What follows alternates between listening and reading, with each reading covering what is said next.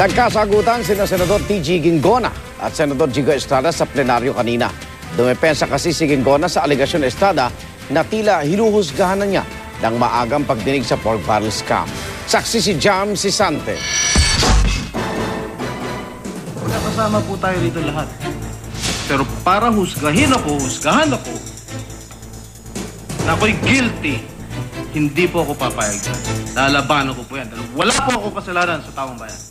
Ang talumpati kahapon ni Senador Jinggoy Estrada dahil sa tila paghusga na raw sa kanya ng Blue Ribbon Committee kaugnay sa pork barrel scam kahit hindi pa tapos ang investigasyon, sinagot ngayon ng chairman ng komite. Sabi ni Senador T.G. Ginggona, wala raw siyang pinalalabas na may sala sa pahayag na 3-point shot, winning shot at buzzer beater ang testimonya ni Ruby Tuason na siya mismo ang naghatid ng pera kay Estrada. Ginamit ko ang salita upang ilarawan ang posibleng maging kahalagahan ng testimonya sa investigasyon ng komite. Responsibilidad daw ng kanyang komite na mag-imbestiga sa mga anomalyang kinasasangkutan ng mga opisyal ng gobyerno. Ano pa man ang hirap ng tungkuling ito, maaasahan ninyo na trabaho lang po at walang personal.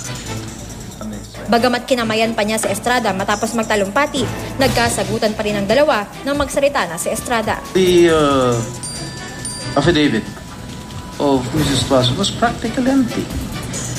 She cannot remember how much she delivered money to me. She doesn't even recall my address in Green Hills, San Juan.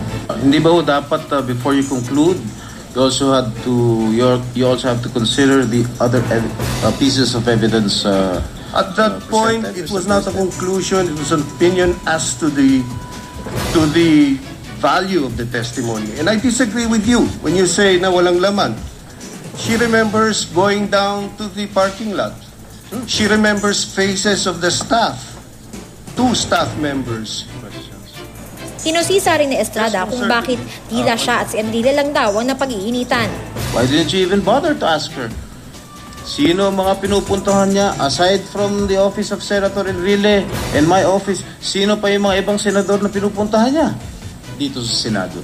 Why didn't you even bother to ask her about it? We did ask her, Mr. President. We did ask her. She denied that she knew any other. So the issue here, if she is lying or not, because I have received information and I can support that she has been asking our colleagues here, former colleagues and incumbent colleagues here for projects at inilalako din yan. O bakit hindi niyo tinanong yan? O bakit kaming dalawa lang ni Senator Enrile ang napapahamak dito sa kanyang testimonya? Maybe, Mr. President, that should be addressed to Ms. Ruby Tuason.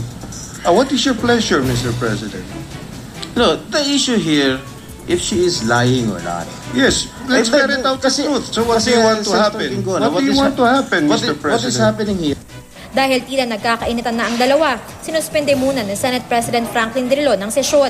Bago ito, iminungkahi ni Senador Tito Soto na ibigay na sa Ethics Committee ang investigasyon sa mga senador na sangkot umano sa PDAF scam na hindi naman kinontra ni Ginggona. Binatikos naman ni Senador Alan Peter Cayetano si Senador Juan Ponce Enrile. Bakit daw hindi kinasuhan ni Enrile ang kanyang dating Chief of Staff na si Attorney Gigi Reyes at staff na si Jose Evangelista na nakipagtransaksyon umano para sa komisyong ayon kay Enrile ay wala siyang alam. What logical conclusion can you draw? Either pinoprotektahan niya yung staff niya or kasama talaga siya doon. I gave the authority and I'm in writing.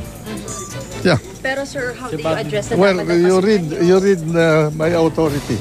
Sinusubukan pa ng GMA News na matunkon si Evangelista at Reyes na nauna nang nag-resign sa opisina ni Enrile. Ako si Jam Sisante, ang inyong saksi.